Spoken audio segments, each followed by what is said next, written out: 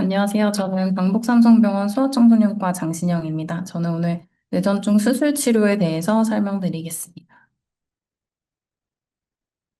앞서 나지훈 교수님께서 설명 잘 해주신 것처럼 이제 뇌전증에 대해서 다시 한번 조금 설명드리고 간단하게 넘어가도록 하겠습니다. 뇌전증은 뇌의 전기 신호가 순간적으로 과흥분하면서 경련이 반복적으로 발생하는 질환입니다. 어, 대부분 환자들이 적절한 치료로 일상생활이 가능하고 많은 환자들이 정상적인 삶을 누리고 있습니다. 유병률은 인구 1000명당 4명에서 10명 정도이고 모든 연령에서 발생할 수 있지만 소아기와 노년기에 조금 더 흔하다고 알려져 있습니다. 경련과 뇌전증을 헷갈리시는 보호자분들이 많이 계신데 경련은 그 증상 자체를 의미하고 뇌전증은 진단명을 의미합니다. 그래서 한 번의 경련만으로는 뇌전증을 진단하지 않고 총 24시간 이상의 간격을 두고 두 번 이상의 비유발성 경련이 있을 때 뇌전증으로 진단을 하게 됩니다. 경련의 종류는 부분 경련과 전신 경련이 있을 수 있는데요. 부분 경련은 뇌의 일부분에서 시작하는 경련으로 의식이 유지될 수도 있고 상실될 수도 있습니다. 전신 경련은 뇌 전체에서 동시에 시작하는 경련으로 의식 소실과 함께 온몸에 증상이 함께 발생할 수 있습니다. 흔한 증상으로는 멍해지는 증상이 있을 수 있고, 이때 짧은 시간 동안 의식을 잃고, 화나를 확인하였을 때, 불렀을 때 대답이 없는 이런 멍해지는 증상이 있을 수가 있습니다. 이 밖에도 신체 일부나 전체가 떨리거나 경직되는 증상도 있을 수 있고, 의식 없이 어, 입맛 다시거나 손을 비비는 등의 반복적인 행동을 하는 자동증 증상도 있을 수 있습니다. 그리고 이상한 냄새가 난다고 하거나 맛이 느껴지거나 소리가 느껴지는 감각 변화도 있을 수 있습니다. 이런 뇌전증이 진단되면 보통 1차적으로 약물 치료를 하게 되는데 전체 환자의 46% 정도는 1차 약제로 발작이 없는 상태를 유지를 할 수가 있습니다. 나머지 12% 환자는 2차 약제로 무발작을 달성할 수 있고 6%의 환자는 3차 약제 또는 2개 이상의 다제 약제로 경련이 없는 상태를 유지하면서 지낼 수 있습니다. 하지만 나머지 36%의 환자는 약물 치료로 경련이 완전히 조절되지 않을 수 있기 때문에 다른 치료 방법이 필요할 수 있습니다. 약물 치료는 말씀드린 것처럼 뇌전증에서 첫 번째로 선택되는 치료 옵션인데요. 70%의 환자는 적절한 약물 치료만으로도 경련이 잘 조절됩니다. 보호자분들과 환자분들이 꼭 지켜주셔야 되는 부분은 규칙적인 시간에 정해진 용량을 복용하는 것이 중요하고 주치의와 상의 없이 중단하지 않는 것이 가장 중요합니다. 주요 약물로는 라모트리진이나 레비트라스탄, 발프로산, 옥스카바제핀 등이 있지만 이제 오른쪽에 보시는 것처럼 현재까지 개발된 항경련제는 30가지 이상의 여러 가지 약제가 있고 지금도 계속 부작용이 최대한 적고 가장 효과적으로 사용할 수 있는 약물들이 계속 개발되고 있습니다. 흔한 부작용으로는 어지러움이나 졸림, 집중력 저하 등이 나타날 수 있지만 주치의와 상담해서 용량을 조절하거나 약제를 변경함으로써 이러한 부작용들을 줄여볼 수 있습니다. 가장 중요한 약물 치료의 성공 비결은 정해진 시간에 정확한 용량을 꾸준히 복용하는 것이 중요하고 갑자기 약물을 중단하면 심각한 경련이 유발될 수 있기 때문에 꾸준히 복용하는 것이 가장 중요하겠습니다. 이런 약물 치료를 했을 때 서로 다른 두 가지 이상의 항경련제를 적절하게 사용함에도 불구하고 경련이 조절되지 않는 상태가 있을 수 있는데 이런 상태를 약물 난치성 뇌전증이라고 합니다. 전체 뇌전증 환자의 약 30%가 약물 난치성 뇌전증으로 이러한 경우에는 추가적인 치료 방법을 고려해야 됩니다. 약물 치료 이외의 대안적 치료로는 수술적 치료, 부분 절제나 뇌량절제술, 미주신경 자극술, 뇌신부 자극술 등의 수술 치료가 있을 수 있고 케톤 식이 치료 등도 검토해 볼 수가 있습니다. 장기간 조절되지 않는 경련은 뇌 손상이나 돌연사 위험을 높일 수 있기 때문에 조기에 평가해서 약물 치료로 조절이 안 되는 경우에는 대안적인 치료들을 고려해 봐야 됩니다. 수술적 치료가 필요한 경우에는 수술 치료의 목표는 경련을 없애거나 크게 줄이고 약물 부작용을 감소시킴으로써 일상생활에서 안전성을 향상시켜서 환자의 삶을 질을 개선시키는 데 있습니다. 수술 치료를 할 수 있는 환자들의 경우는 이제 MRI나 뇌파 같은 데서 국소병변이 확인되거나 의심되는 경우, 그리고 빈번하고 위험한 경련이 지속되는 경우, 그리고 약물 부작용이 심해서 일상생활에 지장이 있는 경우에 고려를 해볼 수가 있습니다. 수술 치료가 필요한 경우에는 소아신경과나 신경외과, 영상의학과, 해기학과, 그리고 신경심리 전문 선생님들이 다 같이 협력해서 최적의 수술 계획을 수립하고 있고, 두 가지 이상의 적절한 항경련제라도 좀 경련이 조절되지 않는 경우에는 이런 수술 평가를 고려해 볼 수가 있습니다. 수술 전 평가에는 이제 기본 평가들이 몇 가지가 있는데요. MRI는 앞에서 이제 나준 교수님 잘 설명해 주셨는데, 뇌 구조적인 이상을 확인하는 검사입니다. 그래서 종양이나 해마경화증, 혈관기형, 피질 이형성 등처럼 경련을 유발할 수 있는 구조적인 이상을 찾는 검사이고, 비디오 뇌파는 경련 시의 뇌의 정기적 활동과 행동을 동시에 기록함으로써 경련이 시작되는 정확한 뇌의 부위를 찾는 데 중요한 검사입니다. PET-CT나 스펙트는 뇌의 대사 활동이나 혈류를 측정하는 검사이고, MRI에서 이상이 보이지 않는다고 하더라도 경련의 초점을 찾는 데 많은 도움이 되는 검사입니다. 그리고 신경심리 검사나 와다 검사는 기억력이나 언어 능력 등의 뇌 기능을 평가해서 수술 후 기능 변화를 예측할 수 있고, 또 주요한 기능이 있는 부위를 보존하기 위해서 수술 전에 반드시 평가를 하도록 되어 있습니다. 이 표는 제가 김웅동 교수님께서 강의해 주신 강의록에서 좀 가져와 봤는데요. 국소 피질 이형성이 있는 영아연축 환자들에서 MRI를 12개월 이내에 촬영했을 때와 12개월 이후에 촬영했을 때의 차이를 보여주는 표입니다. 그래서 2013년에 김웅동 교수님과 같이 계셨던 선생님이 연구하셨던 내용인데, 어, 이 영아연축 환자들 5천 전체 55명 중에서 생후 12개월 이내에 MRI를 시행했을 때 비정상적인 소견이 없는 환자가 67%였고 피질 이형성 소견이 확인되는 환자가 32%였습니다. 똑같은 환자들을 12개월 이후에 생후 12개월 이후에 다시 MRI를 찍었을 때 비정상적인 소견이 없는 환자가 23.6%, 피질 이형성 소견이 확인되는 환자가 76%였습니다. 그래서 이 표에서 말씀드리고자 하는 내용은 어릴 때 이제 MRI가 정상이어도 이후 MRI에서 비정상 소견이 확인될 수 있기 때문에 만취성 뇌전증에서 원인이 밝혀지지 않은 경우에는 검사를 다시 시행해서 원인을 찾기 위한 노력을 반드시 해야 되고, 그래서 수술을 계획하고 있는 환자들 같은 경우에 예전에 MRI나 PET-CT 같은 검사들을 시행했다 하더라도 이런 검사들이 다시 이루어질 수 있다는 점 보호자분들이 알고 계시면 될 것 같습니다.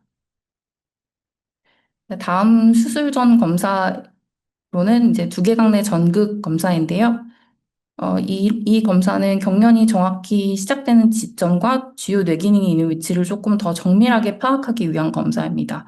앞에 말씀드린 비디오 뇌파와의 차이점은 이 정극은 이제 두개골 안쪽으로 들어가는 정극 검사이고, 첫 번째는 이 경막하 정극이고, 이거는 두개골을 열어서 이렇게 편편하게 생긴 정극을 깔아서 어, 경련이 시작되는 위치를 찾는 검사입니다. 그리고 심부전극 검사는 SEG라고도 부르는 검사인데 이것도 마찬가지로 수술방에서 진행을 하게 되고 두개골을 열지 않아서 좀 덜 침습적이라는 장점이 있지만 요거는 이제 어, 두개골을 뚫고 들어가는 긴 바늘처럼 생긴 정극이고 해마처럼 좀 깊은 곳에 있는 뇌조직에서 발생하는 경련을 기록할 때 많이 사용하고 있습니다.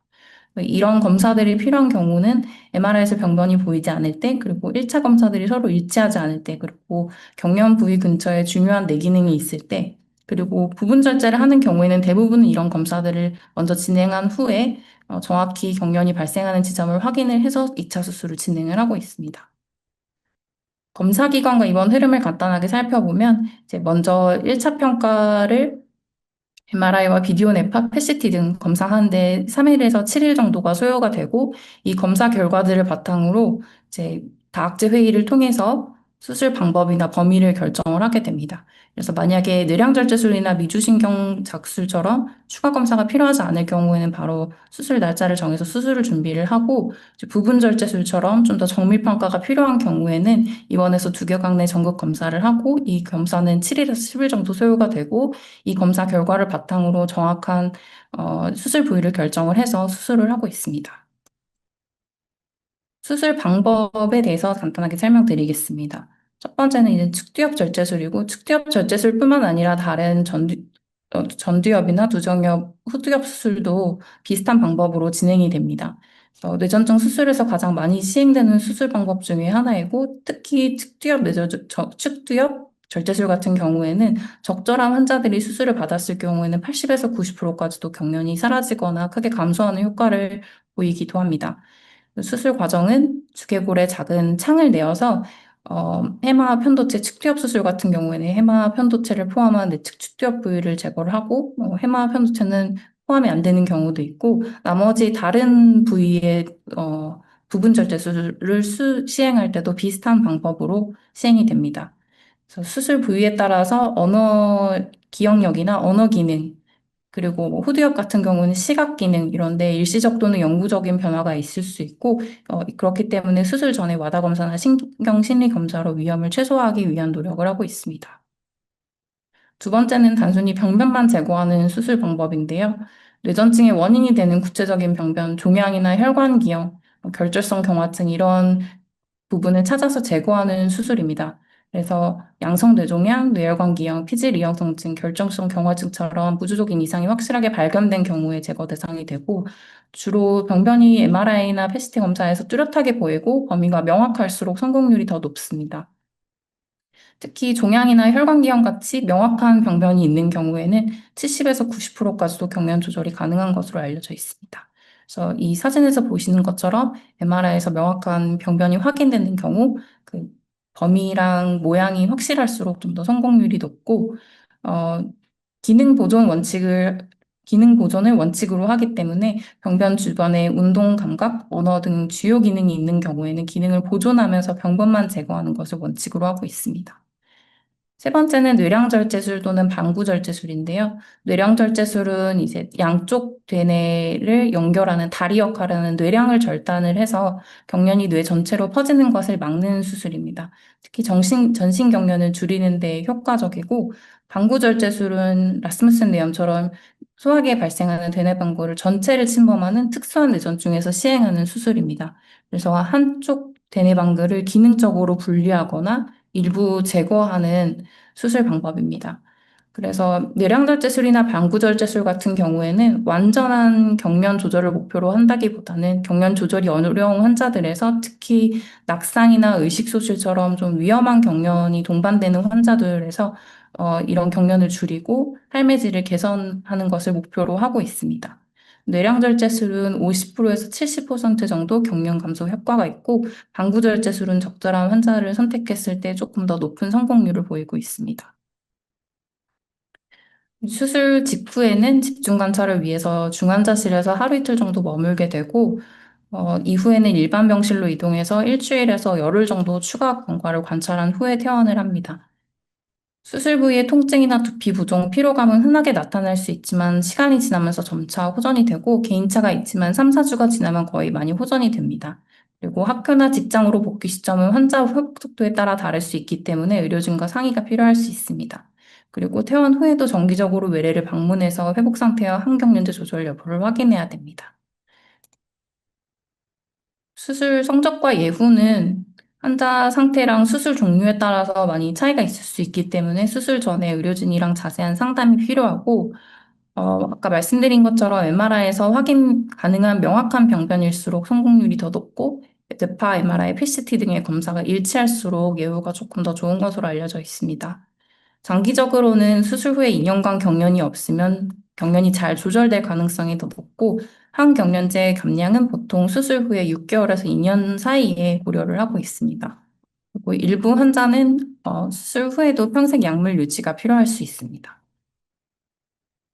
합병증으로는 가장 흔한 합병증은 뭐 피로감이나 두통, 부종 등이 나타날 수 있지만 이런 부작용들은 시간이 지나면서 대부분 호전이 되고 드물게 수술 부위에 감염이나 출혈이 발생할 수 있는데 이에 따라서 항생제 치료나 출혈에 대한 추가 처치가 필요할 수도 있습니다. 그리고 수술 위치에 따라서 언어 기억력, 시야의 일시적 또는 영구적 변화가 생길 수 있고, 이런 것을 최대한 방지하기 위해서 사전 평가로 이런 위험을 최소화하기 위한 노력을 하고 있습니다.